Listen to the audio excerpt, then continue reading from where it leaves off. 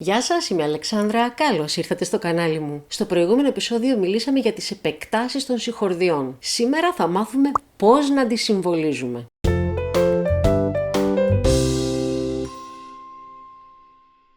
Πριν μπούμε στους συμβολισμούς των συγχορδιών με επεκτάσεις, ας θυμηθούμε λίγο τι είναι οι επεκτάσεις. Οι επεκτάσεις ή αλλιώς tensions είναι ενότητες που βρίσκονται πέρα από την 7η μιας συγχορδίας, αν συνεχίζουμε να χτίζουμε με διαστήματα τρίτης. Επομένως, μιλάμε για την 9η, την 11η και τη 13η. Οι επεκτάσεις, όπως είδαμε και στο προηγούμενο επεισόδιο, δεν είναι απλοστολίδια. Κρύβουν λειτουργία, ένταση και χρώμα. Στην πράξη δεν παίζουμε όλες τις επεκτάσεις ταυτόχρονα. Κάνουμε επιλογή των πιο χαρακτηριστικών ανάλογα με τη λειτουργία και το χρώμα που θέλουμε να προσδώσουμε στη συγχορδία στο σημείο που εμφανίζεται μέσα στη σύνθεση. Σήμερα θα μελετήσουμε τους πιο κοινούς και μουσικά λειτουργικούς συμβολισμούς επεκτάσεων. Ας ξεκινήσουμε με ένα γενικό κανόνα. Όταν βλέπουμε σε μια συγχορδία τον αριθμό 9, 11 ή 13, δεν σημαίνει ότι παίζουμε μόνο αυτό το φθόγκο. Σημαίνει ότι η συγχορδία περιλαμβάνει και όλες τις βασικές βαθμίδες που προηγούνται μέχρι και την 7η, δηλαδή τα 1, 3, 5 και 7. Από την 7η και πάνω, οι επεκτάσεις συνήθως υπονοούν την ύπαρξη και όλων των προηγούμενων επεκτάσεων. Πάμε όμως να τα δούμε αναλυτικά. Επέκταση 9. Όταν συναντάμε την επέκταση 9, υπονοείται ότι η συγχορδία περιέχει τη θεμέλιο, την τρίτη, την πέμπτη η οποία όμως συνήθως παραλείπεται, την 7η η οποία είναι απαραίτητη και την 9η. Άρα η 7η είναι προϋπόθεση για την ύπαρξη της 9ης. Δηλαδή, όπου συναντάμε το 9 θα το συνοδεύουμε και από το 7. Για παράδειγμα, η ντο 9 είναι μια ντο 7 συν το 9. Η ντο μινόρ 9 είναι μια ντο μινόρ 7 συν το 9 και η ντο μάτζ 9 είναι μια ντο μάτζ 7 μαζί με το 9. Η 9η μπορεί να είναι μικρή, μεγάλη ή αυξημένη. Επέκταση 11. Όταν συναντάμε την επέκταση 11, υπονοείται ότι η συγχορδία περιέχει τη θεμέλιο, την τρίτη, την πέμπτη η οποία συχνά επίσης παραλείπεται, την 7η, την 9η και την 11η. Προσοχή όμως, η καθαρή 11η σπάνια εμφανίζεται σε μείζονες συγχορδίες γιατί συγκρούεται με τη μεγάλη τρίτη. Εμφανίζεται κυρίως σε μινόρια ακόρντα. Για παράδειγμα, ντο μινόρ 11 είναι η ντο μινόρ 7 συν το 9 συν το 11. Η ντο μάτζ 7 δίεση 11 είναι μια ντο μάτζ 7 με το 9 και το δίεση 11. Η 11η μπορεί να είναι είτε καθαρή είτε αυξημένη. Επέκταση 13. Όταν συναντάμε την επέκταση 13, υπονοείται ότι η συγχορδία περιέχει τη θεμέλιο, την τρίτη, την πέμπτη η οποία όμως συχνά παραλείπεται, την 7η, την 9η, την 11η η οποία στην πράξη πολλές φορές και αυτή παραλείπεται για τους λόγους που ήδη αναφέραμε και κυρίως αν δεν υπάρχει ενορχιστρωτική ανάγκη. Και η 13η. Δεν ξέρω αν με καταλαβαίνετε. Για παράδειγμα, η ντο 13 είναι μια ντο 7 συν το 9 συν το 13. Η ντο μινόρ 13 είναι μια ντο μινόρ 7 συν το 9 συν το 11 συν το 13. Η ντο μάτζ 13 είναι μια ντο μάτζ 7 με 9 και συνήθως δίεση 11 και 13. Η 13η μπορεί να είναι είτε μικρή, συμβολίζεται ύφεση 13, είτε μεγάλη, απλώς 13. Στον πίνακα που βλέπετε έχω συγκεντρώσει τους πιο κοινούς συμβολισμούς συγχορδιών με επεκτάσεις που μπορεί να συναντήσετε. Διάλειμμα για διαφημίσεις.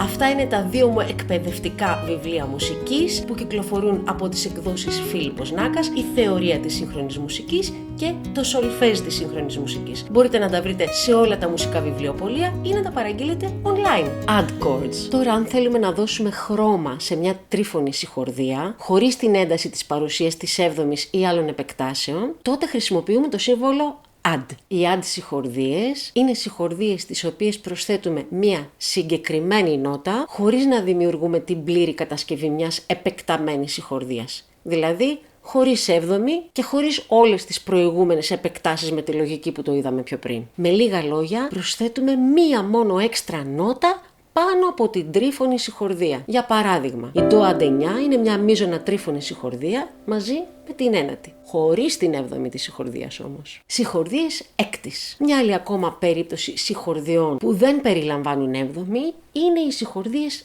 έκτης. Αυτές οι συγχορδίες μπορούν να πάρουν ένατη και ενδέκατη. Η ένατη που λαμβάνουν είναι πάντα μεγάλη και ανάλογα με το αν είναι ελάσσονα ή μείζωνα συγχορδία έκτης, η ενδέκατη είναι είτε καθαρή είτε αυξημένη αντίστοιχα. Για παράδειγμα, η ντο 6-9 είναι μια μείζωνα συγχορδία έκτης με μεγάλη ένατη. Ή η ντο μινόρε 6 με 11 είναι μια ελάσσονα συγχορδία έκτης με καθαρό 11 και πιθανόν και μεγάλο 9. Οι συγχορδίες έκτης, όπως είπαμε και στο προηγούμενο επεισόδιο, δεν λαμβάνουν 13η, καθώς το 13 είναι το 6 που ήδη το έχουν. Γενικά οι συγχορδίες έκτης δεν λαμβάνουν πολλές επεκτάσεις. Αν θέλουμε να βάλουμε πολλές επεκτάσεις, καλό είναι το ακόρντο να θεωρείται 13ης και όχι έκτης. Τι να θυμόμαστε από όλα τα παραπάνω. Οι επεκτάσεις δεν είναι τυχαίες. Μπαίνουν με σκοπό, δίνουν ένταση, κατεύθυνση και χρώμα. Οι αριθμοί υποδηλώνουν διαστήματα από τη θεμέλιο. Η ένατη είναι το ίδιο με τη δεύτερη, η ενδέκατη με την τέταρτη και η 13η με την έκτη. Αλλά τουλάχιστον μία οκτάβα ψηλότερα από τη θεμέλιο. Η έβδομη είναι προϋπόθεση για τις επεκτάσεις. Αν δεν υπάρχει έβδομη, τότε το 9 για παράδειγμα, μάλλον είναι απλή προσθήκη.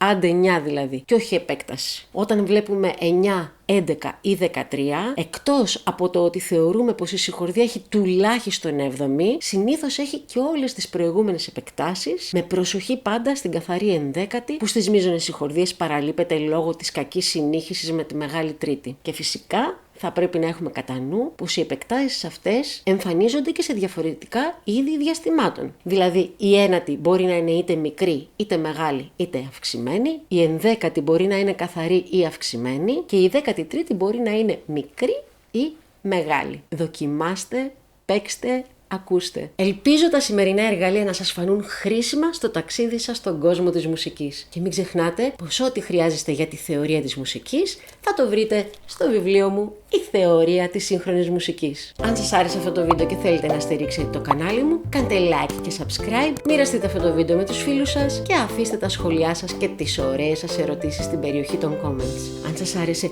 πολύ αυτό το βίντεο, μπορείτε να με στηρίξετε στο Patreon ή με οποιονδήποτε άλλον τρόπο από αυτούς που θα βρείτε στην περιγραφή. Αυτά για σήμερα, τα λέμε στο επόμενο επεισόδιο.